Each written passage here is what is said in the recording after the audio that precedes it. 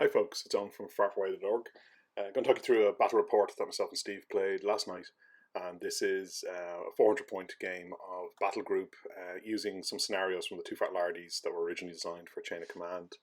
So this is the fourth scenario in the Gembloux gap. So the Germans are trying to push through from the right, the French are trying to defend from the left. So Steve brought in his forward observers, actually his forward HQ, into that building to try and get a bit of observation. He thought that they could spot for artillery, but actually, as part of the French armour division, they can just spot for mortars. I used Panzermarsch to get an extra D6 units on my first turn, so brought in a Hanomag with some rifles there moving through the trees. Half thinking about making a push towards that objective on the top.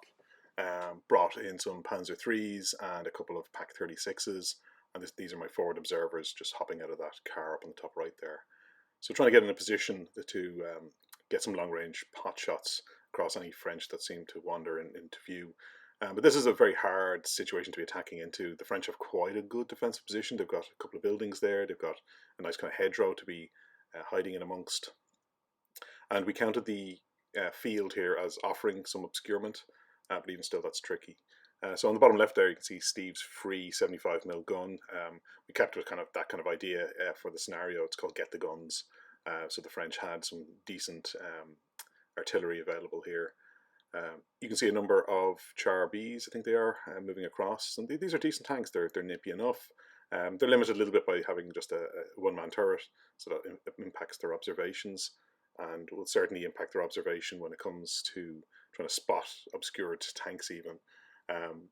I'm bringing more Hanomags in the top, again with rifle teams and MGs in them, and start to put some shots across. So I pin the officer tank that moved into the field there for the French with one of my Pak 36s, and I'm kind of moving the Hanomags in through this woods. They're slowed by the woods, but with the Char Bs already in place there, that plan to dash for that objective in the top left is not necessarily viable at the moment. So we kind of play into a little bit of a standoff. You'll see more troop build up here, but it's getting quite tricky. So I threw in a bit of artillery fire there, pinned the forward HQ in the building. You can see some light French tanks coming in on the left, and then a nice, I think it's a 45mm gun moving up to kind of have some fire across that field. So it's going to be the first to blink who wants to move across. The French tanks are the light ones. They're moving up there. They're essentially just mobile machine gun nests. But that's enough to put off a Hanomag and any infantry that might be inside of it. So we've got a bit of a standoff here. My final bit of support arrives in, and that's why my forward HQ coming in. So we exchange some pot shots at long range, put in a bit of artillery. This is an effective bit of artillery. It manages to actually kill the forward HQ team there, and that was one of the biggest hits that the French took all game. You can see more infantry and more Char Bs arriving for the French as they build up in the bottom left. Again, they're throwing some artillery at me, but not particularly effective there. And here we can see those H-39s, I think they are, moving up to just dissuade the Hanomags from coming near.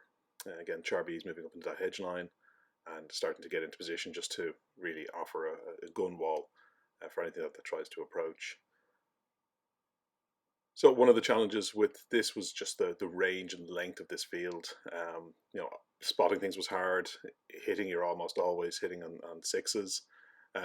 Steve tried to move up a bit. His plan here was to start to try and put the Pak 36s under pressure. And here's me blinking. So I brought my three Panzer 3s through the field, getting a position.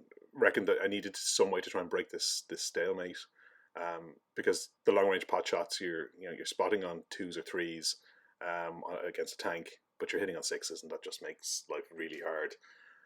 And we don't have infinite ammo when it comes to the vehicles, so wanted to push up, and I've no support there to kind of rearm them. But you can see the cost here. The French gun at the edge of the field there took out one of the Panzers. A bit of artillery drops in, pins one of the Pak 36s. Steve starts to just consolidate positions, puts the tanks at the top on ambush, and more bad things happen. So Steve got it beyond the Call of Duty test there that allowed him to shoot with his officer tank at one of my tanks, taking it out. I took it out and then in my next turn, but things are looking pretty grim in the centre for the Germans. I mean, there's one French tank burning, but there are two Panzer threes, and there's no real way to push through this wall. There are four, maybe five guns pointing at them, and as they get closer, those guns are just going to become that little bit more accurate. So I was half thinking about pushing the Hanomags down the road and trying to swoop down the bottom, which of course would be quite a long game to try and play. Um, but Steve, that artillery piece lifted up again and managed to um, take a shot on my tank. So we now have three burning panzers in the middle of that field.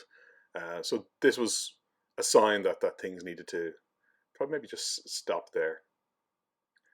So we looked at the battle ratings. The Germans, who started with 35, had about 20 removed from their battle rating. The French start on 37. They'd lost 18. So it looks even on paper if you're just simply to look at the battle ratings. But of course, the situation when you look at the ground, trying to push into that French gun wall was going to be very hard. So we're going to reset, play the scenario again. The way it works in the two fat lardies is that progressively the Germans get a little bit more support while the French lose some. So next time out, we're going to give the Germans 450 points to the French 400. So the French can still field pretty much the same force. I mean, in real terms, they lost their forward HQ and a tank. So they're losses that they could replenish. The Germans are going to need to pull more panzers from reserve if they're going to field a similar force. But we'll see. I need to find a way to crack this nut. So a fun game, very tough for the Germans as it turned out. But I think next time I need to try and get more pins out there before pushing tanks up. Otherwise, I'm just pushing into a wall of guns. So until next time, take care, and thanks for watching.